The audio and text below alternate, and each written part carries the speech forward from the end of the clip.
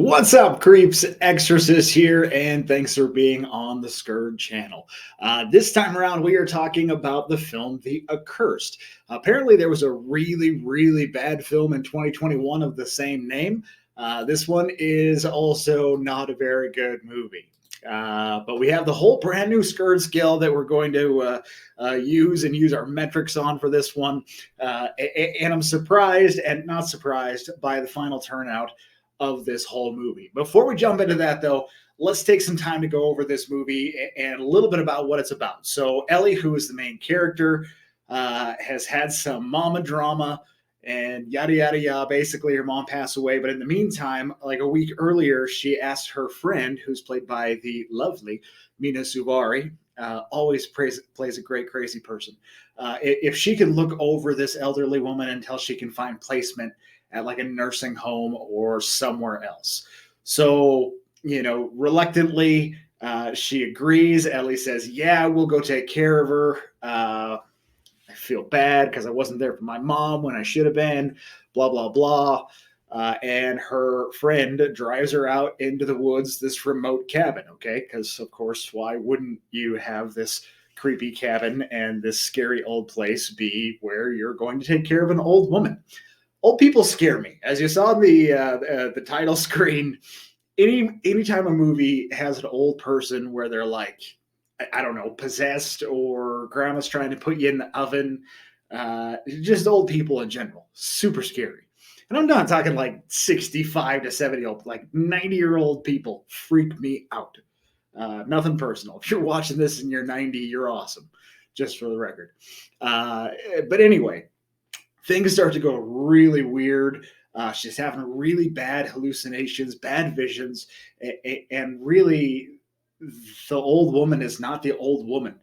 Without giving away too many spoilers here, or any spoilers at all, because that's not what we're about at Scurred, it's a trap. Yeah, that was pretty spoilery, but not really. It's bad business, and whatever is inside this old woman wants to be inside Ellie in the whole take over your body kind of theme. So that's how that one worked. Let's go to the official scorecard. And now we do it on a clipboard. When we watch movies, we're actually taking notes and we're running it through the whole Scurred scorecard, which will ultimately give us our number on the Scurred scale. So starting down at the bottom, the cast. The cast of this is great. Sarah Gray plays Ellie. She did a fantastic job. But the star of the show, anytime she's in a movie, as far as I'm concerned, is Mina Suvari. And she plays Alma in this movie. And there's just something off about her from the very first minute you see her. I mean, look at this face. Look at this. I'll put it up there. Yeah, she plays a great cuckoo. So she was awesome. Overall, I had to give 1 point for the cast of this movie, and that's where the story begins. There's not really bad acting in this movie at all, and overall, the cast was pretty solid. So we gave them a point for cast. Setting. Now listen, anytime you're going into a horror movie or any kind of scary situation, living in a remote cabin in the woods should be like number one telltale sign. If somebody's like, hey, can you go watch my dear old 90-year-old grandma out in the remote woods in this little tiny rundown cabin, just say no.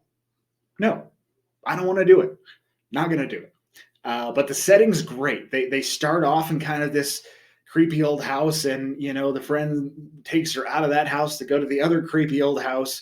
There's a lot of creepy old houses and a lot of creepy old people. Let's just put it that way. But overall, the setting, I was really impressed. Everything looked pretty creepy. If I were going to have to spend the night at either of the places that were, filmed in this movie, I'd be a little scared. Not a whole bunch, but enough. So I did give them a point for the setting. The next on the list is the plot.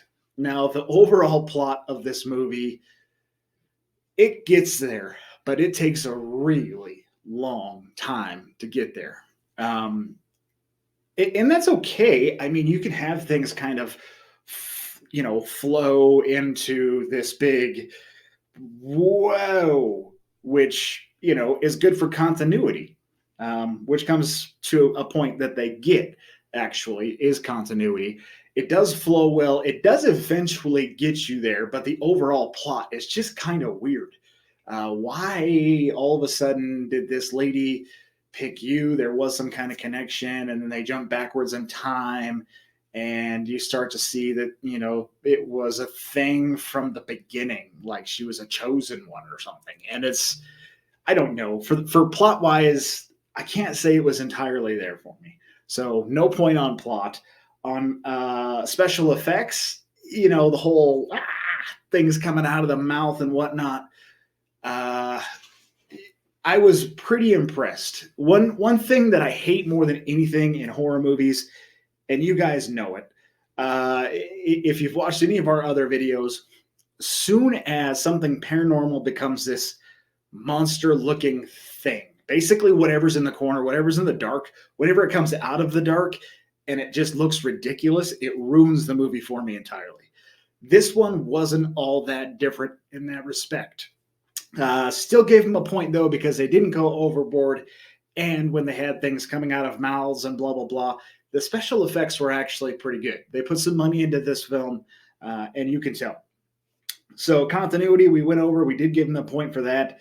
The antagonist, it was great right up until it shows itself. Let's just call it that. It is what it is, right?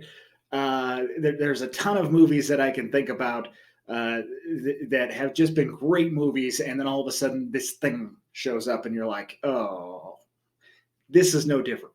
So I gave that a big fat ugh, and they got no points for that. The ending, I think, was an absolute fail. And part of it is because of the antagonist largely, and how it worked out. It's kind of predictable. Once you get into it just a few minutes, you're starting to be like, okay, so Alma has more to do with something for sure. So ending-wise, yeah, it was predictable. It had the monster thing. Wasn't a big fan. The other part of the Scurred criteria where we check off is, hey, were we spooked? Were we shaken? Or were we downright scared? And you get a point for each level of that. This film had none of those points for me whatsoever. I didn't think it was scary. I didn't think it was all that good.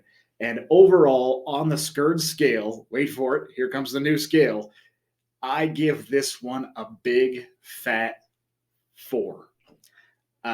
So that's where it stands. I mean, is it worth a watch? If you got absolutely nothing better to watch, I guess. If you're Mina Suvari's biggest fan, yeah, you should watch it. If you're looking for something that's going to make you not want to turn off the lights at night, this isn't it.